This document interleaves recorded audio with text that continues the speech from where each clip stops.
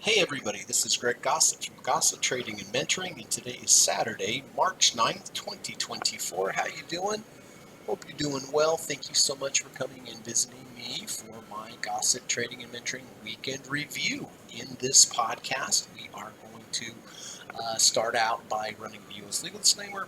Secondly, we're going to come back, we're going to take a look at all the trades that I made last week. We're going to talk about when I entered them, why I entered them, what the setup was, what the strategy, what my thinking was, and most importantly, how I am going to manage the trade going forward, either to the upside or to the downside. After that, we are going to talk a little bit about trader psychology. Always the most important skill in trading is the ability to create a process and have the discipline to follow it. So we'll talk about that. It's always helpful for me to teach this, and I hope it's helpful for you to hear what I have to say. And hopefully one day you'll hear something that I say that will really resonate with you, and it will hopefully improve your trading. After that, I have gone down through my master watch list, both on the daily time frames and the weekly time frames, and I have identified some potential trades that I will be looking at next week. They're not where they need to be yet, but I've identified the levels that if they get there, I will definitely consider taking the trade. I am doing this podcast from Santa Marta, Colombia.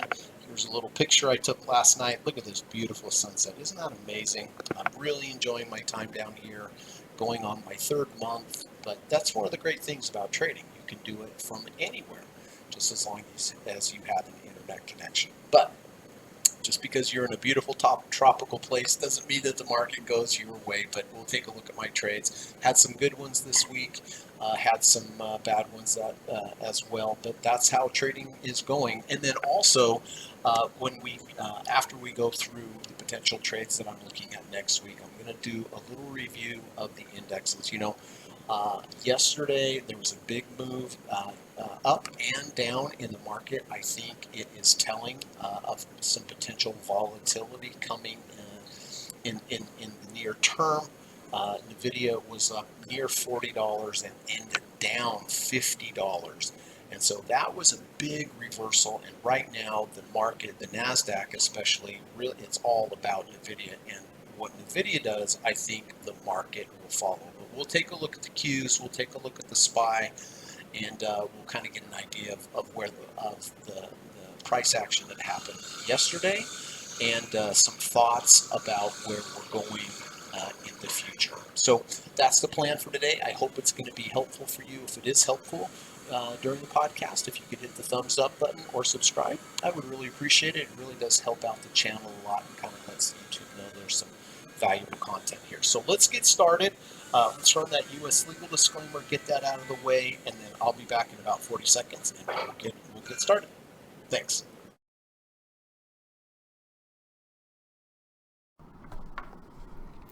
This video or live broadcast, like all instructional materials produced by Gossett Trading and Mentoring LLC, is created and published for informational and educational purposes only. Please carefully read and/or listen to the U.S. government required disclaimer before watching this video or live stream broadcast. The video link and disclaimer text are located in the description section of this video or live broadcast, here and here. Thank you so much.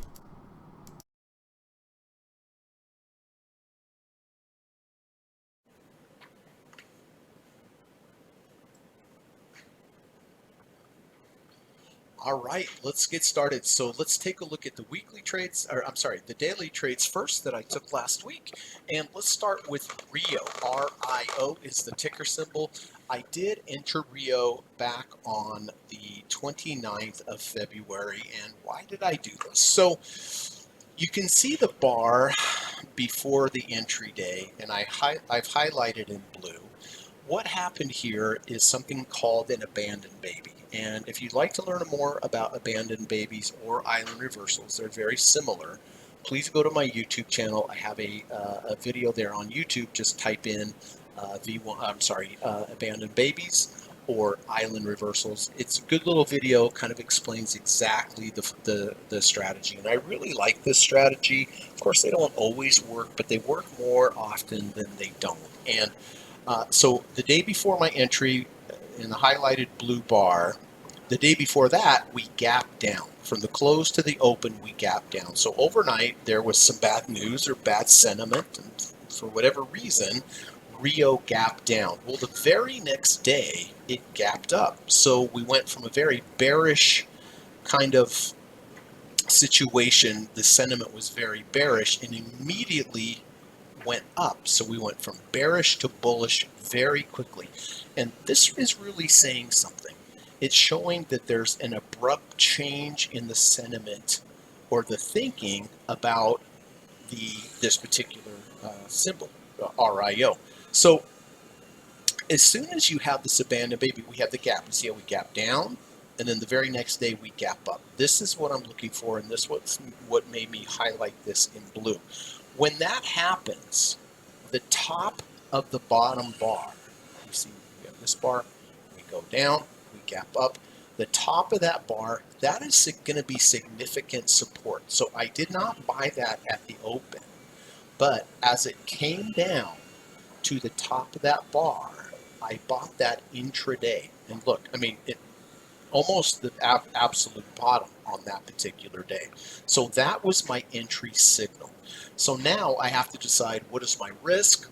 Where is my reward? Well, on this particular trade, and in my trading, I use a lot of scaling out. I use a lot of tightening up my stop losses, things like this. But on abandoned babies, I have a little different approach, and it's very simple. I set a 2 ATR loss to the downside. I set a 4 ATR profit target to the upside, and it's just going to do its thing.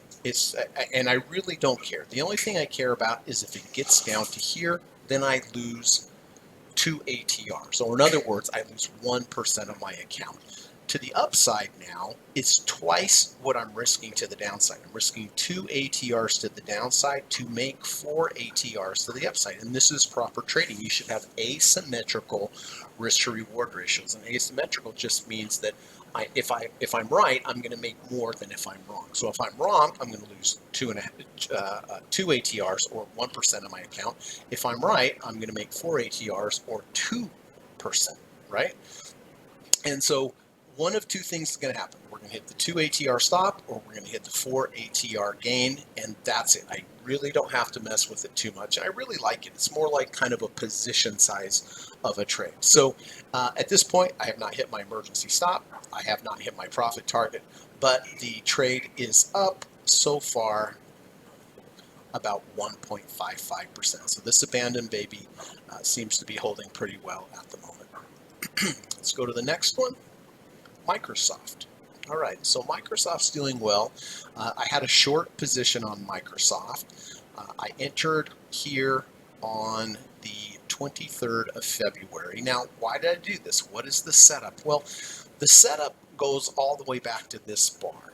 This is the highest bar up before we broke market structure to the downside. This is called an order block. And these are quite strong. And I entered here on the open. The very bottom of this order block was my entry, but it gapped up. So I entered here at 415.50. This was my short entry price. Okay, now after I enter a trade, whether it's to the long side or the short side, as soon as I identify the trade, first of all, I have to position size based upon the current market volatility and the amount of money that I have in my trading account. It's very, very important.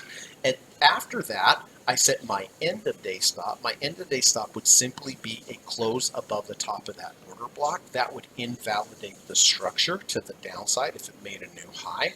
And then I place my emergency stop 2 ATRs above. So I identify the signal, I position size correctly, I place my end of day stop, I place my emergency stop. Okay, these are all defensive moves. Now the first offensive move comes here at this orange line. This is what's called the trailing stop level. If I ever get to that level, then I start to tighten up my stop. And This is a short position, so as I entered and we got down to the trailing stop level, all this means that now if I get a close above a previous bar's high, I will get out of half of the position. Now, when I enter a position and it goes my way, the value of 0.45 ATRs, I take partial profits. It's very important to me to take partial profits in my position if it moves my way, either to the upside or to the downside. Okay, so really when in trading, it just comes down to you have to have an absolute process.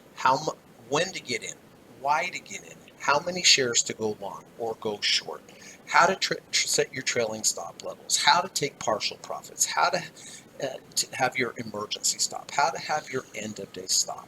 Okay, and by the way, these are all things that I teach in my private one-on-one lessons. If you're interested in studying with me, I have a great course where I teach you all 5 of the different trading approaches that I use. It's a very intensive course. It's 15 hours of one-on-one instruction. Each session is 3 hours, and then we have 5 of them. If you're interested, my email is on the link in the description. Just reach out to me. It's a great course. I've taught people from all over the world, from absolute beginners all the way up to the hedge fund level. So if you feel like this is a skill that you would like to learn, please reach out to me. Be happy to work with you. So, okay. So I got short here on the day at 4:15.50 when it reached the bottom of that order block. I positioned size correctly. I placed my emergency stop at the top of that order block. I placed my emergency stop 2 ATRs above that. I placed my trailing stop level 1.5 ATRs below. And again, if it moves my way, I'm going to take partial profits. Well, on the day that I entered the short at 4:15.50, as soon as it got there, it immediately sold off. And I took off 2 profit targets to the downside. So I'm scaling out of my position. I'm lowering my position. I'm locking in profits that the market can't take away from me. So if it does go up again against me, it helps mitigate my loss. So on that particular day that I entered, took off 2 profit targets. The next day continued down, took off more profit targets. The next day continued down, took off more profit targets, keep reducing my position size. But on this day, we did get to a trailing stop level, which means now that if I have a close above a previous bar's close, I will get out of half. Next day went above but closed below, so I took no action. Next day went above and closed above that bar, so that's a bad signal if I'm short, so I took off half of the remaining shares for a gain of 0.71%. Next day went up a little bit, next day went up a little bit. Then we had this huge move down here where I believe I took off 3 profit targets, so I'm continuing to reduce my position size. Next day, moved down even further, took off more profit targets. And then on Thursday, we had a rally up, and then Friday, we were down again, and I took off another profit target. So this particular trade, this particular short trade, from entry to current price, up about 2.34%. Okay, that looks like the open trades that I have on the daily. Let's take a look at the trades, the closed trades that I on the daily time frame. Okay, this is a really good trade. This is on FXY. This is the Japanese yen. I did enter the Japanese yen here on the 4th of March at 61.54. So let's talk about what my thinking was. Why did I enter this trade? This is another strategy that I teach. This is called the fair value gap strategy. This comes from ICT. You can look up ICT on YouTube, but really great strategy. Here we have a low and we ran the low. Okay, so we are in a bearish market structure.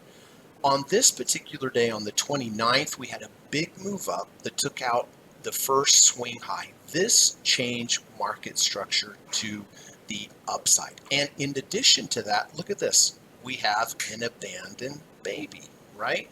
We gapped down, we've gapped up. Okay, this is showing me most likely there is a bottoming process going here. In addition to having the lows run and then the change of market structure. So I felt very confident about this particular trade. The next day it came back down, got to the top of the abandoned baby. Remember, if you have an abandoned baby and you come down to the top of it, that's most likely the support. I didn't buy it on this day. I actually just missed it. And I said to myself, okay, if we come back down to that top, I will buy. And that's exactly what I did. Now, because this is an abandoned baby, I used the 2 ATR stop, the 4 ATR gain. So here I bought at 61.54, and I placed a 2 ATR stop to the downside, and I placed a 4 ATR gain to the upside. No scaling out on this particular strategy. I'm just going to stick with it until it hits my 2 ATR stop or my 4 ATR gain. Well, this one went very quickly my way, up, up, up. On this particular day, on Thursday, I exited the position, even made a little bit more than my 4 ATR because it gapped there. And I exited the full position for a gain of 1.79%, and it went up another 0.69% on Friday, but that's okay. But this is proper trading, waiting for your signal. In this particular case, waiting for a change in market structure, position sizing correctly, place your 2 ATR stop below your 4 ATR gain, and you can see that just went immediately up. And you know what's interesting about these structure changes is here we're clearly in a downtrend. This particular day takes out that swing high, changes it to a bullish market structure. But ironically, almost immediately, when you change, not all the time, but more times than not, when you change structure from bearish to bullish, you will get a small little pullback, almost such a large percentage of the time before you have a big move up. So I'm not really sure why that happens. Probably it happens because people are taking advantage of that big move up, and there's some profit taking, and it pulls back before you get new buyers, and it comes up. Same with me, right? I bought here. I was a new buyer. A lot of new buyers came in here as well. So we had the levels of liquidities. We had the levels that were run. We changed market structure. We came back to the top of the abandoned baby here, and right off to the races. That was a very good trade for a gain of 1.74%. All right, IWM. This was a frustrating one. Boy, I've had a lot of abandoned babies lately. In this particular market where everything is so high, I hesitate to do much unless I get something like an abandoned baby or an island reversal. Well, this trade did not work out. Here is an island reversal. I talked about abandoned babies, but an island reversal or abandoned baby is one bar. An island reversal is 2 or more bars. And you can see we gapped up. Things were very good. We gapped down. That is bearish. I got short here at the bottom of the island reversal. I got short here at 270 cents. Same thing, I placed my 2 ATR stop above, my 4 ATR profit target below, but this one just didn't work out. The market was just too strong. It went up, went up, went up. Here we came down, had a little bit of hope, and then Friday it got to my 2 ATR stop. So I had to get out. I just had it in the system, and then the market just properly reversed back down. But that's how it goes. This particular trade, loss of 3.97%. All right, let's go to Apple. I did take a trade on Apple. It was a losing trade, but it's a good teaching example of why to get out when your process tells you to get out. I bought Apple back here on the 1st of March. Why? Very good signal, great signal. Rejection of the 250-day moving average. This is a key level. More times than not, Apple gets down to this level. It's more likely than not to bounce, but this one it did not. So I got long here, 179.60. I position size correctly. I placed my emergency stop 2 ATRs below. My end of day stop was simply a close below the 250, and very next day significantly closed below for a loss of 2.9%. But I think the important teaching point here is that I followed my rules and got out. I could have easily said, oh man, it's too low. It's not going to go any lower than that. Well, it certainly did. It went down for the next 3 days after that. Apple is one of the potential trades that I'm looking at getting long again next week. But I'll go over that when we we go over the new trades. But this was the first time in many, many, many years that Apple closed negative 7 days in a row. So I waited for the signal. I was patient. I took the signal. I was wrong, and I got out. But what you'll find in proper trading is when you are right, you're going to be in the trade much longer than when you're wrong. If you've watched this podcast for any length of time, you've seen that if I'm in a trade that's a losing trade, very likely I'm out maybe 1, maybe 2 days. You want to be very impatient with your losers, and you want to be very patient with your winners. And what's important is that you have a process that tells you what to do. If it's up to the human being of how they're feeling that particular day, I think I'm going to get in, I think I'm going to get out, it's not the way to profitable trading. I promise you. You need a good process where you position size correctly, you have a good risk to reward ratio, you know exactly what to do regardless of what the market does. If the market does this, I'm going to do that. If the market does that, I'm going to do this. Instead of just impulsively going, oh, that's enough, or oh, that's enough. I've been trading for 28 years. I promise you, it's a much more holistic way to trade if you have a good process that uses good trading fundamental principles of being very impatient with your losers, being very patient with your winners. So if I'm in a trade for any length of time, I promise you, it's a positive trade. But if it's a negative trade, I am out very quickly, and Apple is a very good example of I am simply out. I can always get back in if I get a new signal, and we're close to getting a new signal. So Apple down 2.29%. So a little bit of an interesting week. Just real quick recap on the dailies. Rio up long, up 1.55%. Microsoft short up 2.34%. FXY up close up 1.79%. IWM real stinker closed down 3.97%, and Apple closed down 2.29%. So all right, let's take a look at the weekly trades now. All right, I've been talking about the VIX trade for a long time, but I just never got the signal. But I finally got the signal on Friday, which I believe is kind of interesting for the market because, of course, the market's just been going up. It's just been steamrolling up. That's why VIX never triggered the signal, but the market had a pretty serious reversal on Friday, and not surprisingly, the VIX had a reversal to the upside. So why did I take this particular trade on Friday? Simply because last week we were under the 30 RSI. This week we're above the 30 RSI. You can see right now the RSI is 32.31. That is the simple answer. The more complex answer is that in addition to an under 30 over 30, we also had a V2 entry signal. Bar 1, bar 2, bar 3. Bar 2 goes below bar 1's low.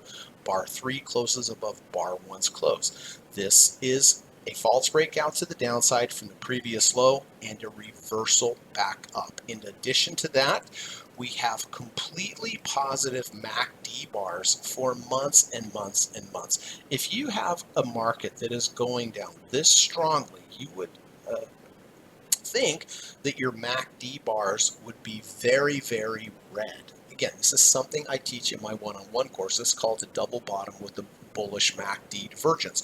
This is a bullish situation. Even though this looks very bearish, that is a bullish situation.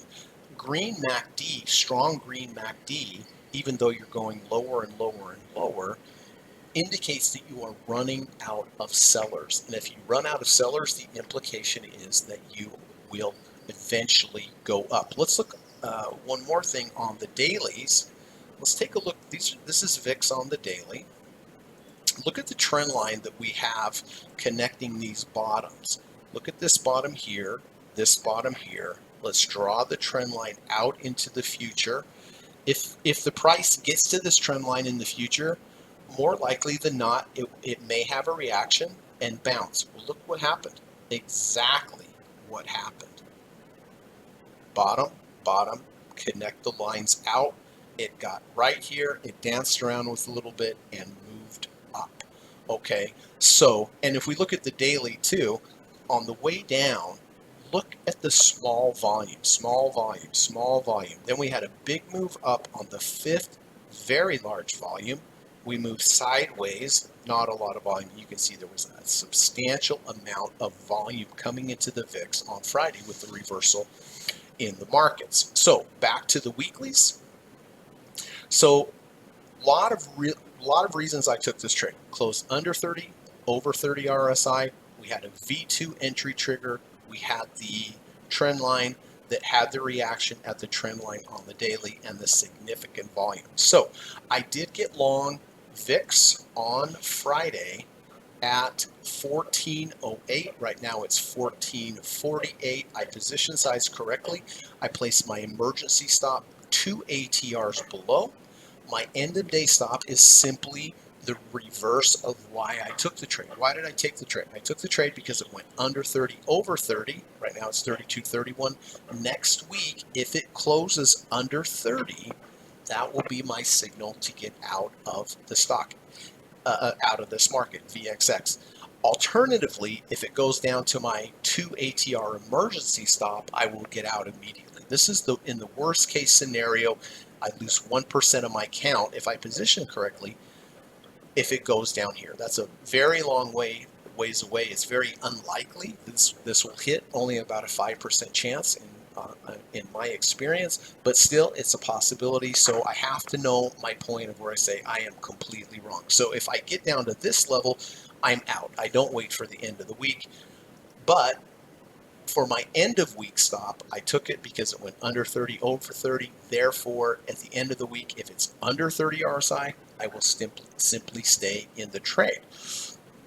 If it closes under 30, I will get out of the trade. Conversely, to the upside, I've placed my orange line here. This is my 1.5 ATR trailing stop level. If VIX continues to move up and I get to this level, then I will go into trailing stop mode. And of course, if it moves up the value of 0.45 ATRs, I will take partial profits. Right now, the 0.45 ATR value is 72 cents. So now we're at 14.48. I add 72 cents to that. That will be my first profit target next week. I'll take my first profit target next week, add that 72 to it again. That will be my second.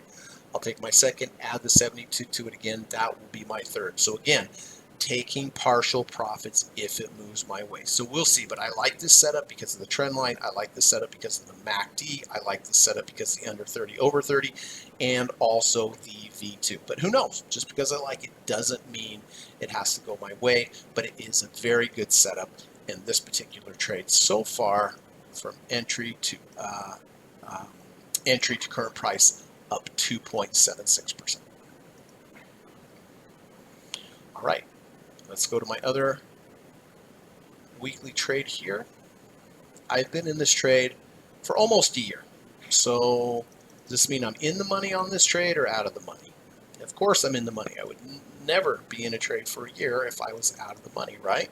Be patient with your winners. Be very impatient with your losers. And this is such a good example of why it's so important to have a process. If I was just trading this without a process or a plan, I would have gotten out maybe a month into the trade, right? And I would have missed out on this entire huge move. Well, let's take a look at why I bought it to begin with. So all the way back here, not quite a year, June 24th, I bought XLF on the weekly. Weeklies close on Friday. Why did I buy it? Well, this is a deep dip buy approach. This is the 250-week moving average. This is a significant level where large financial institutions and professional traders will key off of. It rejected this level intra-week. It went below it during the week, closed above it at the end of the week. That was my signal. I entered at 30.71. I position size correctly. I placed my emergency stop 2 ATRs below. My end of week stop is simply a close below the 250. That's it. I place my 1.5 ATR trailing stop level above, and if it moves up, I take partial profits. Well, let's go through what happened. Okay, entered here, 30.71. Next week moves up. I took a little profits off. Next week, nothing. Next week, moved up again, took some profit targets, also got to my trailing stop level. Then for about a month and a half, it just kind of danced around. It didn't do much. It never closed below a previous bar's low, so I stayed in the trade. Then here on the 23rd of June, I had my first close below a previous bar's low after reaching trailing stop level. My process tells me to get out of half of my position. I got out of half for a gain of 6.4%. Then we moved up for about 5 or 6 weeks. As it moved up, I continued to take profits, continued to take profits, continued to take profits. Then we had this big move down in the market for, geez, I don't know, 3 or 4 months. And then all the way down here on the 27th of October, you see how during the week it closed, it was under, but it closed back over. This is what kept me in the trade. Had it closed under that 250, I simply would have gotten out of the trade for a gain, actually, still, because the rising 250-day, but it closed above. My process told me to stay in the trade, and then it just went parabolically straight up. Big move up, took more profits. Big move up, took more profits. Big move up, took more profits. Big move up, took more profits. And then we've been continuing to go up here. 1 week here took some profits, 1 week here took some profits. So when do I get out of this trade? Well, it's very, very easy at this point because we are at such extended levels. We're at 78.80 RSI. At this moment, this thin blue line here is called the 5 EMA. If we close under this 5 EMA, I'm simply out of the trade. That is it. This has been a great trade. Let's take a look at the numbers. This particular trade up 24.35% just because I followed my process. They don't all work out this well, I promise you that, but you have to have some of these very big winners to pay for the eventual losers you're going to have. You're going to have losers all the time. I showed you 2 or 3 of them that I had this week, but it doesn't matter. The key is you keep your losses small and you have a process that lets you stay in for an extended period of time to hopefully have a very large win like this one. So here up 24.35%. If we close below the 5 EMA, I will simply be out of the trade. But this has been a monster trade. Okay, last but not least is Johnson & Johnson on the weeklies.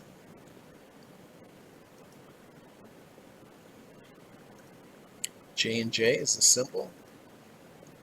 All right, let's take a look. Why did I enter this trade? Well, again, this is a deep dip buy stock strategy. Black line here is the 250-week moving average. I'm sorry, 200-week moving average. Very key line of support.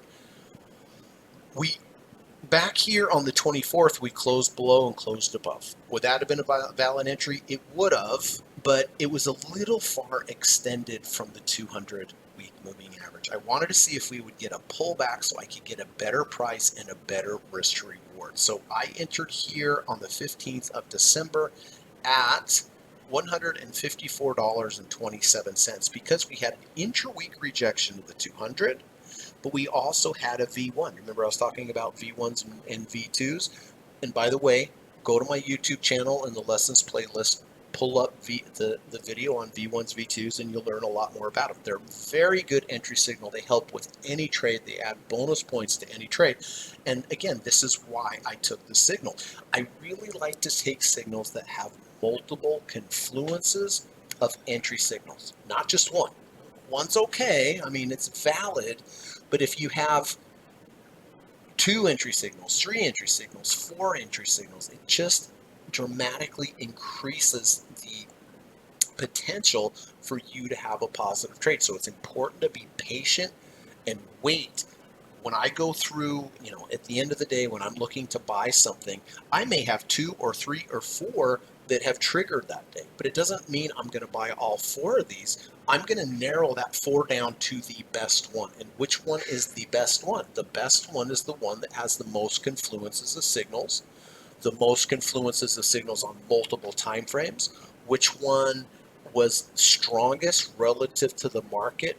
It's like a little treasure hunt. It's like a little game where you are scoring each setup. And if if you have 4 or 5 potentials that day, pick the one that has the most setups. And again, this is what I will teach you in my one-on-one course. It's very important. Just having one signal, it's okay, but waiting for multiple signals, that's why. And this is a good example here on J&J. I took the trade. Why?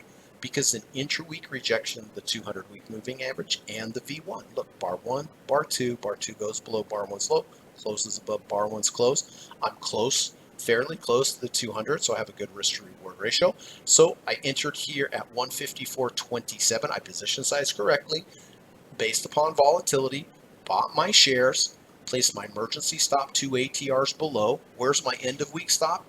The end of week stop is, why did I take the trade in the first place? Well, the rejection of the 200. So therefore, in the future, if it closes under the 200 week, I'm simply out of the trade. I place my 1.5 ATR trailing stop level above, and if it moves up, I will take partial profit. So intra-week rejection of the 200 week plus the V1 entered at 154.27. Next week didn't do anything but closed above the 200, so I kept it. Next week went up a little bit, but not enough for a profit target. Next week had a nice move up, took some profits off. Next week moved up again. Believe I took some profits off there, but more importantly, I got to my trailing stop level, which means in the future now, if I have a close below a previous bar's low, I'm going to get out. Next week, inside bar, nothing. And then on the 26th of January, I had the first close below the low of the previous bar.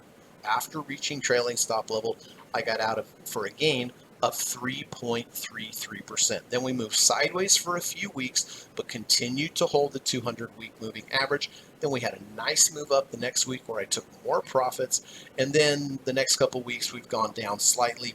This particular weekly trade from entry with remaining shares to current price up 3.37%. So just quick review again on the weekly trades. VIX currently up 2.7. The VIX long, VXX long, up 2.76%. XLF up 24.35%, and Johnson & Johnson up 3.37%. So not too bad.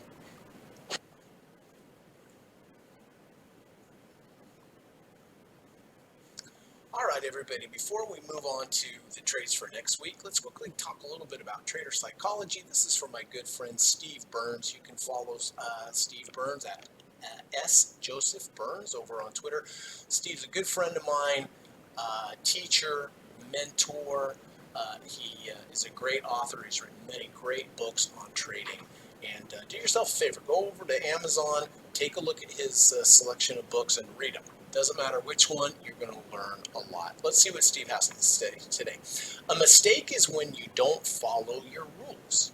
If you don't have rules in trading, everything you do is a mistake. And he's quoting Dr. Van K. Tharp, very, very famous trader and trading educator. Let's break this down a little bit. A mistake is when you don't follow your rules. I have rules. Everything I do in trading is a rule. If this happens, I'm going to do that. If that happens, I'm going to do this. Do I ever break my rules? Yes, I do.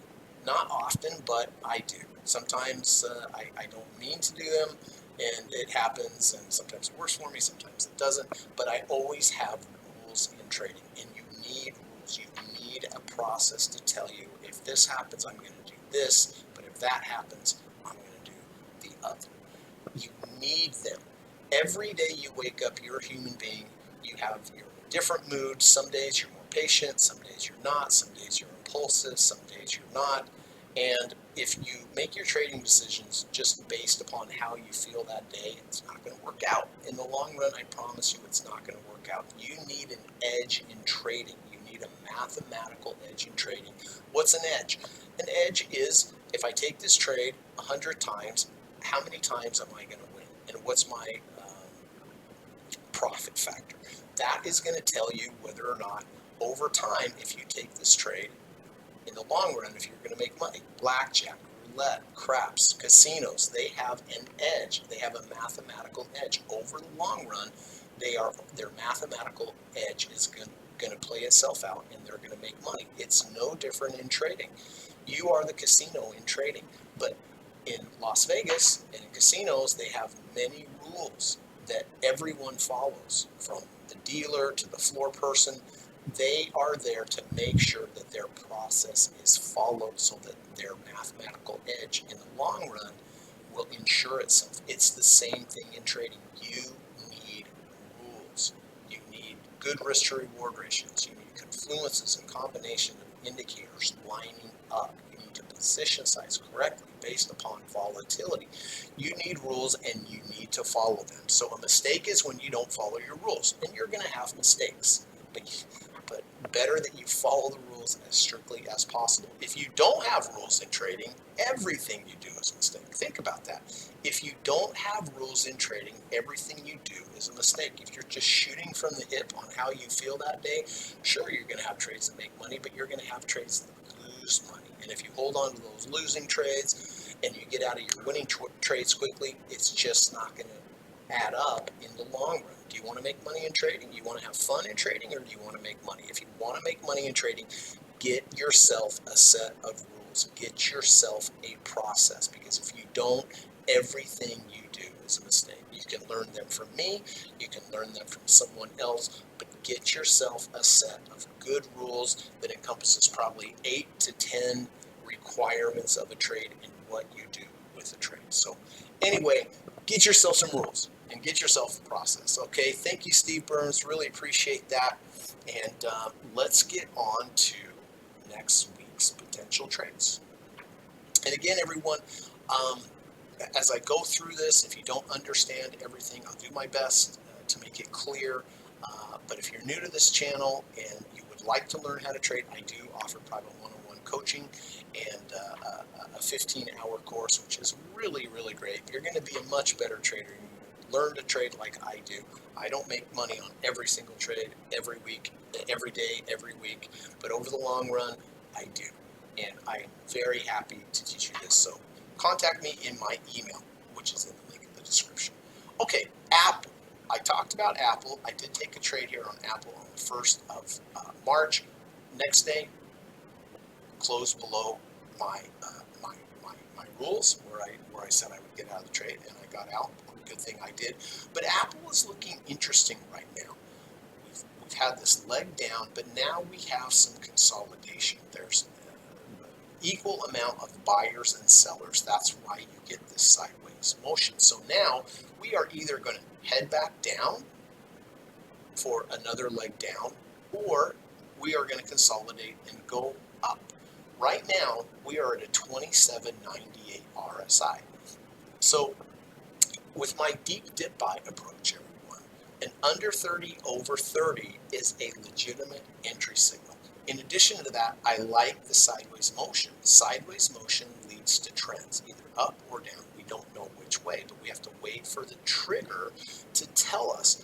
An under 30 over 30 on Apple would be a legitimate signal. It was over 30 RSI on Friday at one point, but it closed back under because of the sell-off in the market. So if next week we close over the 30 RSI and it's not too big of a move up, giving me a good risk to reward ratio, I will definitely consider buying Apple. I like to look at multiple time frames. This is Apple on the weekly. I know it's a little busy because I had that previous trade, but I like to look for multiple levels of support on multiple time frames. A level of support would be the -1 ATR channel, the -2 ATR channel, the -3 ATR channel. Right now, we're under the -2 ATR channel. 88% of prices tend to hold at the -2 ATR channel. So next week, if we do close above the 30 RSI, the weekly will also be over the -2 ATR channel. So you'll have multiple signals or multiple levels that have been rejected on multiple time frames. Rejection of the -2 on the weekly, and the rejection of the -30 or the 30 RSI on the daily. So, buying Apple at this price, mean, obviously the market's just zoomed up and Apple has just crashed down. I think there's some value in Apple from a fundamentals standpoint, but I'm not going to make my trade just based upon fundamentals. I'm going to make it on technicals, but I really like the sideways motion here, and simply all we need is a close back above 30 RSI. I will consider uh, entering Apple. Cameco, symbol CCJ. All right, this one looks quite bearish, doesn't it? But to me, it looks bullish. And why? Well, couple reasons. One, we have the 200-day moving average down here in the black line. This is a significant level. And if it moves down here, rejects the 200-day moving average, and gives me a good risk-to-reward ratio, I will seriously consider getting long CCJ. In addition to that, I can tell that a double bottom and a bullish divergence is potentially forming. Look at this low here. You see how deep the red MACD bars are? This shows a lot of selling momentum to the downside. Right now, even though we're almost to this low, it's green. So if we come down to this 200-day moving average, I can just tell from experience that MACD will probably still be green, or very small red MACD. Regardless, if we come down, test this low, or get to the 200-day moving average, we're going to have a double bottom and a bullish divergence, which is a very good setup. When you have these divergences, whether they're ATR divergences, RSI divergences, MACD divergences, what this is telling you is that even though we're coming down and testing this low, the selling momentum is slowing down. And if the selling momentum is slowing down, it means you're running out of sellers. And the implication is if you run out of sellers, that you're going to go back up. That is how divergences work. So next week, what I'm really looking for, I think it would be a very, very good risk reward ratio, especially in light that we have these divergences forming right here. If we come down and reject the 200-day moving average, I will certainly consider taking the trade on the CCJ. Google, G-O-O-G-L. Okay, in addition to Apple, Google is another one of the big juggernaut tech companies that has been going down significantly and not moving up with the market. If you go back in time on Google or Apple, if you go back in time down to the 200-day moving average or the 30 RSI level, historically, it's always been a good time to buy Google or Apple at these levels. It's always been a good time to buy these companies when they are out of favor. They are out of favor right now, but I highly doubt Apple and Google are going to go out of business. So I am looking to enter Google. Thursday was a legitimate signal on Google already, because on Wednesday we closed below the 200-day moving average and then closed above it. That was a legitimate signal. It also rejected the negative third ATR channel. 92% of prices stopped going down to the negative third ATR channel and go up. That's a big boat. I did not buy it here.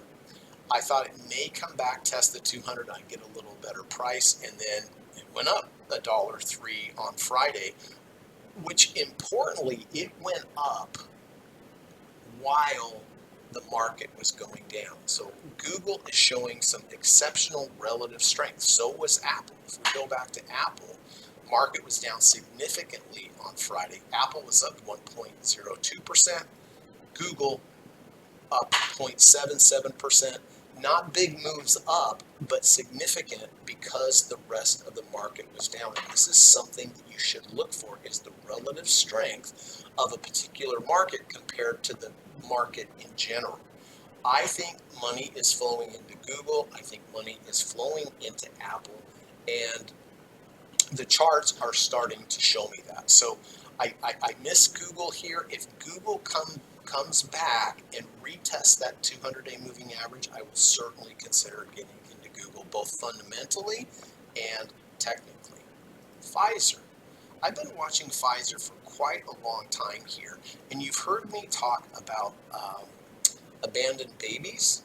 and you've heard me talk about island reversals. Look at Pfizer. Pfizer was just in a death spiral, down, down, down, down, down. Here on the 3rd of March, we closed, then we gapped in. And then we had one day sideways, and then on Wednesday, we gapped up strongly. This is bearish sentiment immediately followed by bullish sentiment. Something, to me, in my opinion, has changed in Apple. Now, was it a legitimate signal to buy on Wednesday with the abandoned baby? Yes, it was. But I tend to look for a little bit of a pullback so I can get a better risk to reward ratio. A little tricky here with Pfizer. Pfizer might just head on up. This is a very strong signal.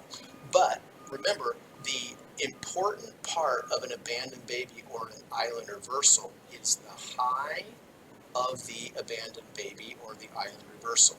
If Pfizer does a little backfilling and backfills back to 26.44, that would be an excellent place to buy. It's the same thing I showed you on FXY on that big trade that I had on FXY.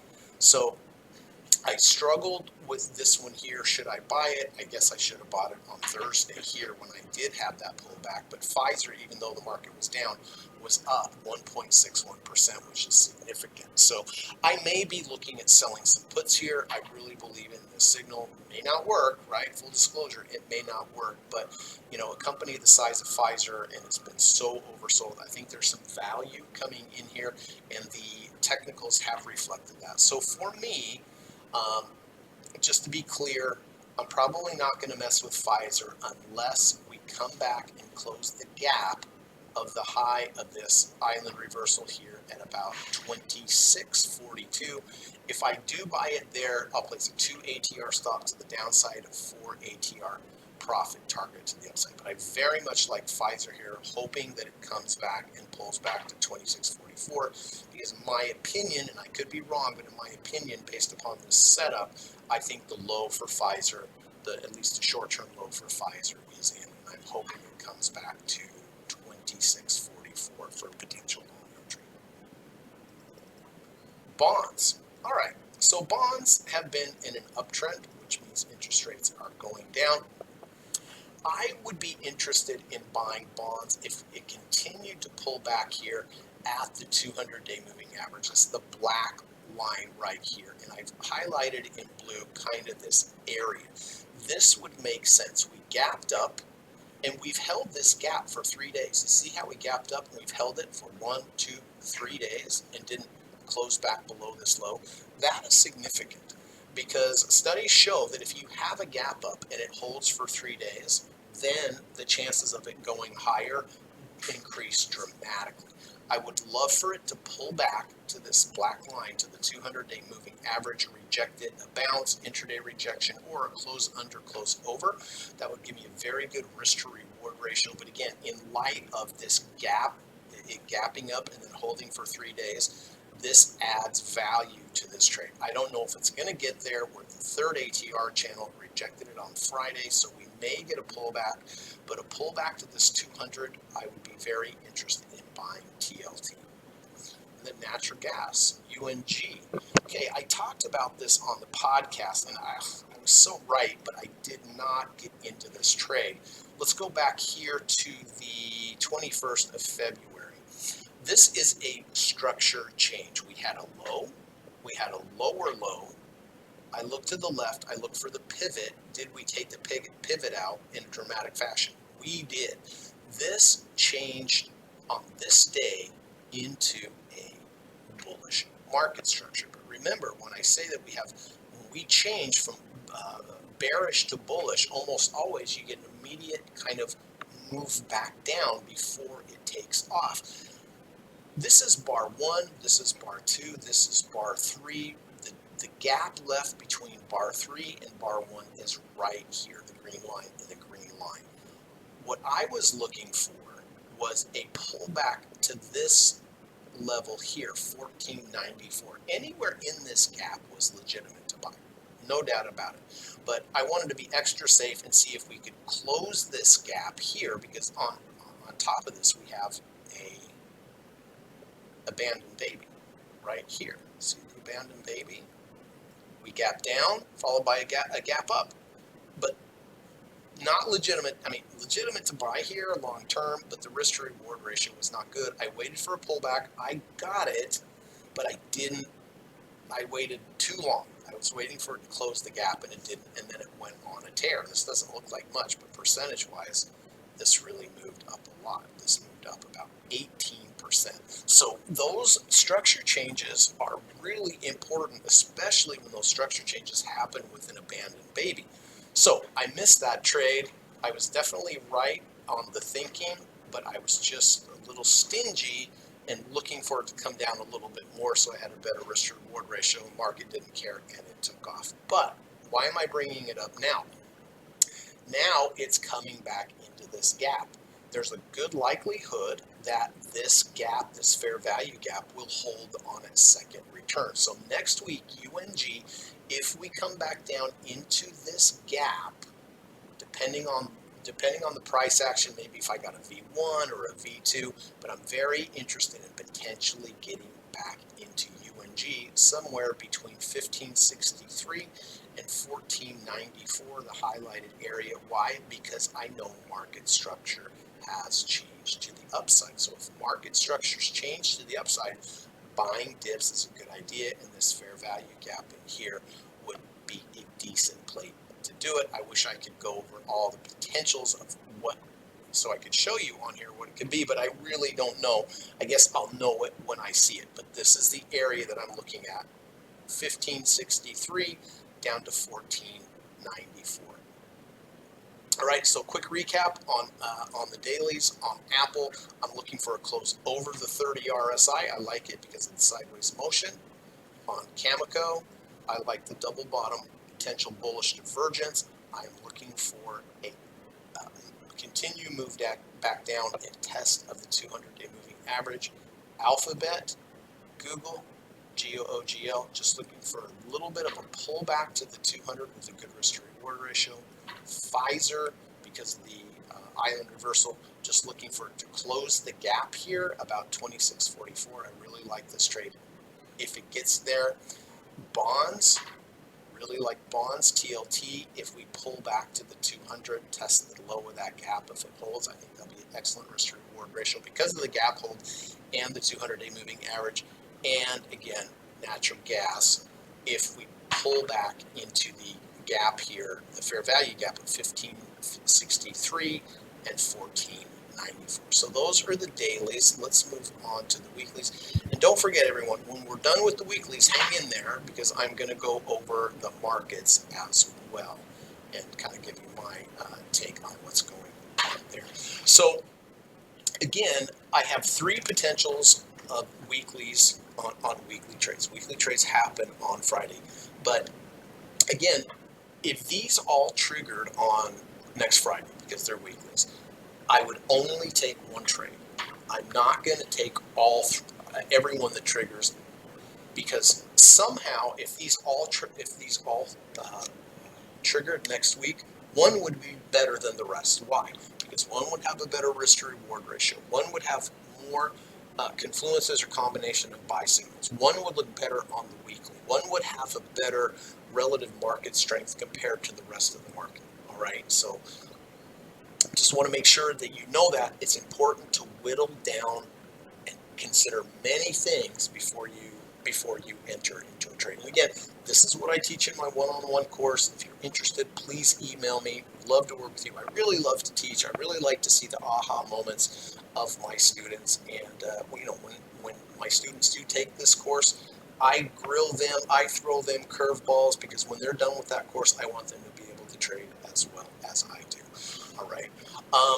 And I should mention too that if you're not in the financial position to take the one-on-one course, I have a really good alternative. You can go to udemy.com. It's in the link in my description, and I have a video course on the deep dip buy approach. And a lot of the approaches that we've talked about today were deep dip buy approaches. It's very affordable. It's 9.5 hours of video in that particular course. It's a great course, and I've had so many good reviews. I've sold so many around the world, but that's a really good alternative if you're not in the financial position to take the one first. So let's start with Alibaba, BABA. This is one of the strategies that I teach in my course. Really great strategy. It's called a higher low V1 or V2. Let me direct your attention to the two green lines here on the chart. Top green line, bottom green line. This, anywhere in between these green lines, is considered the value zone. Now, the requirement for a higher low V1 or V2 is first we need to close below the value zone, which we did back here on 119. We have to rally into the value zone, which it has, and then we need to pull back and create a V1 or a V2. Well, this right now, Alibaba is perfectly formatted for next week to potentially have a V2. What's a V2? A V2 consists of 3 bars. Bar 1, bar 2 has to go below bar 1's low, which it has. Next week, and only next week, by the way, if we close above 70.42, that creates a V2. Bar 1, bar 2, bar 3. Bar 2 goes below bar 1's low. Bar 3 closes above bar 1's close. That creates your V2. And more importantly, this low will be higher than this low. MACD is green, which also adds a lot of value to that trade. So close below the value zone, come into the value zone, pull back, create a V1 or a V2. Gives you a very good risk to reward ratio. And most trends start with a higher low, not a lower low. Lower lows tend to go down, tend to go up, come back. Higher lows tend to trend. Okay, so what I'm looking for next week on Alibaba for a potential entry is a close above 74.72, creating a higher low V2 in the value zone, and MACD is green, which adds bonus points to this trade. Nike is also a V2. This is different. This is called a return to value V1, V2. Again, top green line, bottom green line is the value zone. The requirement is we close above the value zone. We come into the value zone. We need sideways motion. Well, we certainly got it. And then we need a V2 trigger. Right now we have 2 of the 3 bars. Bar 1, bar 2 has gone below bar 1's low.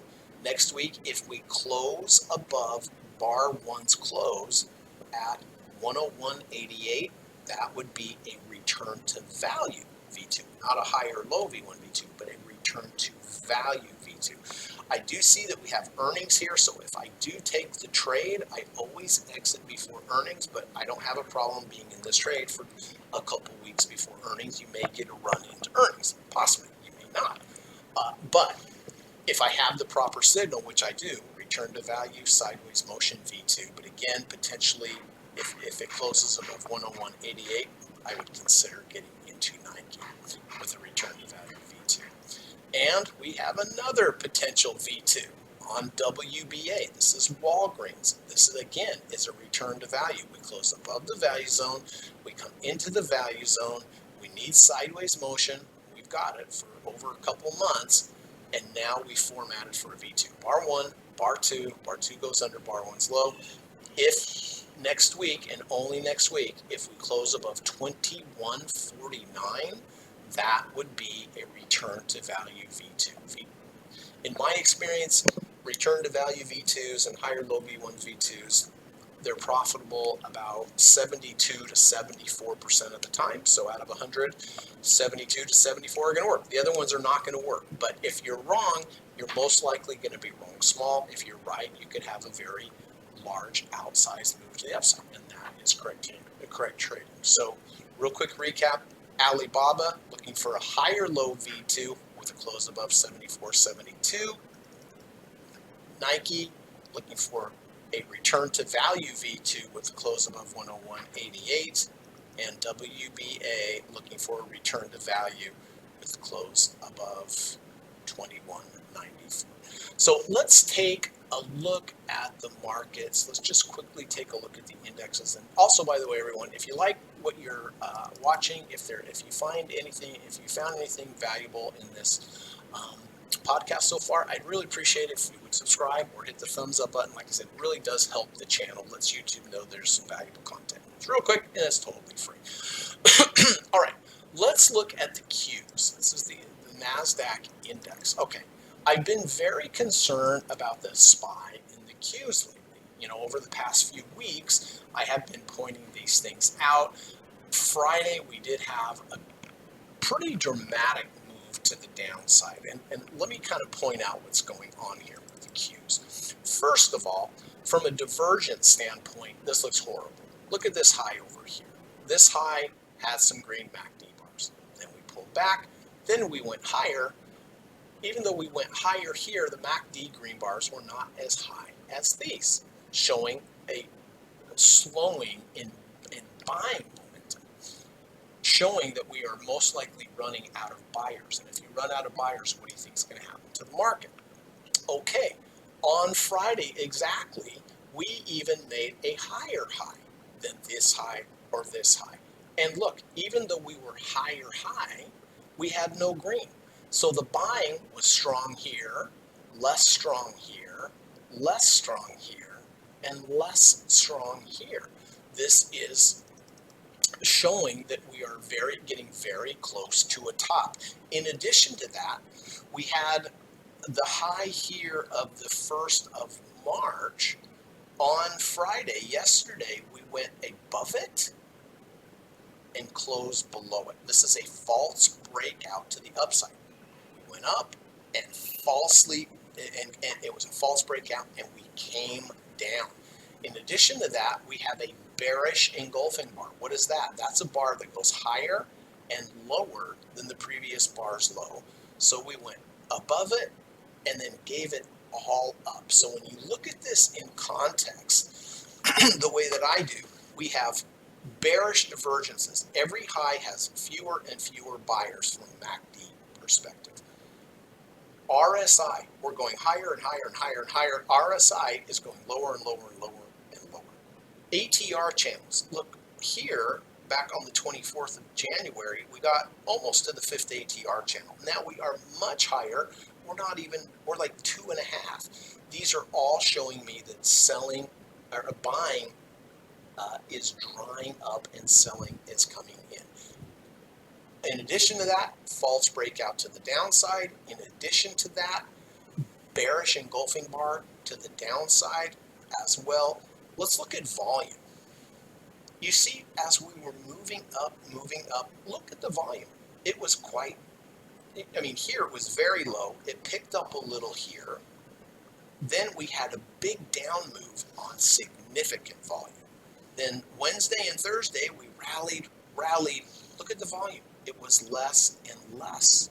On Friday, we have a big move down, came on a lot of volume. So the up days, the volume is low. The down days, the volume is high. All of this tells me we are most likely at a top. I could be wrong. I really could be wrong. We could have an attempted rally back up, but I don't think it is going to work, especially in light of what NVIDIA did. So be very, very careful when you're buying tech stocks. Make sure you really know where you're going to get out if you're wrong, because big picture here, this Q index is showing me this is almost certainly that the high is in. And that's, again, one of the reasons why VIX went up on Friday and why I entered the VIX. Let's take a look at the SPY. SPY is a little stronger than the Dow. But last week I was showing you that when you extend these trend lines on the SPY, you take this high, you take this high, you extend it out in the future, very likely you'll have a reaction to that high. Well, look what happened. It went over it a little bit and then extended down. And the same thing, we had a false breakout to the upside of these previous highs. We went to new highs, came back down, we're back into the base. We have divergences happening. Look at this high, we have green. This high, no green. Look at this high, look at the RSI. This high, RSI is down. The moves down came on substantial volume. The moves up came on lower volume. This is all telling me, everyone, that I'm fairly certain, I could be wrong, call me out if I'm wrong, but to me, I think the highs are in at least for a little while, maybe for a few weeks, maybe for a month, something like that. And again, that is why I entered the next position. So anyway, with that being said, I hope that today was helpful. You know, I always like to leave off and say, please try to go out and do something nice for someone today. You know, just one act of kindness really would make the world a better place. If you can, please try to go out and do something nice for animals as well. Animals appreciate acts of kindness just like we do. And, you know, one day when you need it, someone does an act of kindness for you, you know you're going to appreciate it. So why not make someone else's day and help them out as well? So I really appreciate you being here, everyone. I hope it was helpful. Again, if you're interested in lessons, please contact me. The Udemy course on udemy.com, which is in the description, is really, really great. It's a really good place to start trading and very, very affordable as well. But again, everything's beautiful here in Colombia. I really enjoy it. I am going to leave at the end of the month and come back to the snow. But I'm going to enjoy it while I'm here. And if you have any questions or comments, please leave them in the comment section. I'll do my best to get back to you. But really appreciate you spending the time. And God willing, I will see you next week, and we'll see what happens. But please be careful in the markets, as always, but especially with the action that we had on Friday. I think it was telling. All right, everyone. On the way out, have to run the U.S. legal disclaimer. But thanks so much for listening.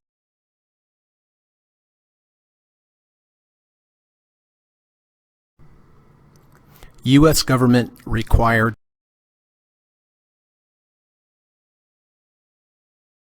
futures and forex trading is not appropriate for everyone. While there is a potential for large rewards, there is also a substantial risk of loss associated with trading. The material in this video or live broadcast is not geared towards any particular individual or to any particular financial situation and is not intended to meet the particular investment objectives of any viewer. This video or live broadcast, like all instructional materials produced by Gossett Trading and Mentoring LLC, is created and published for informational and educational purposes only. Any and all information contained in, implied, or referenced by this video or live broadcast is not to be construed as investment advice, and no representation is made that any individual or entity involved in production of this video or live broadcast is an investment or financial advisor or is registered or authorized to give any financial advice. We are publishers and educators only. Therefore, the various producers of this video or live broadcast will not accept liability for any loss or damage of any kind which may arise either directly or indirectly out of the use of any of this material, including any loss of profit. No representation is made that any account or investment will or is likely to achieve the profit or losses demonstrated. We recommend consultation with a licensed and qualified professional before making any investment decision. This video or live broadcast is not to be construed as an offer to buy or sell any security, financial instrument, or financial product of any kind. Notice is hereby given that any individual or entity involved in production of this video or live broadcast or their clients may have an interest in any security, financial instrument, or financial product mentioned or referenced. Any simulated or hypothetical performance result depicted does not represent actual trading and therefore may under or overcompensate for the impact of various market factors such as lack of liquidity. Thank you.